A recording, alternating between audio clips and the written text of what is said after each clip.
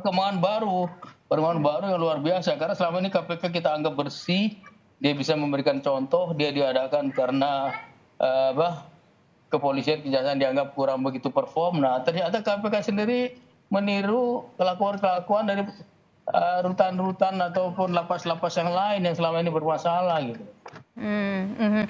Jadi Pak Yunus, ketika misalnya angkanya begitu besar begitu Pak Yunus ya, kalau misalnya angkanya sebesar ini tidak mungkin 1-2 orang, mungkin saja ini banyak dan terstruktur begitu Pak Yunus?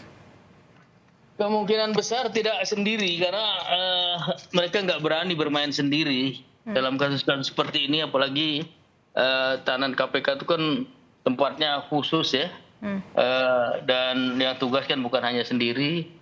Kalau sendiri saya kira tidak akan berani dan tidak akan berhasil dia gitu. Ya. Oke.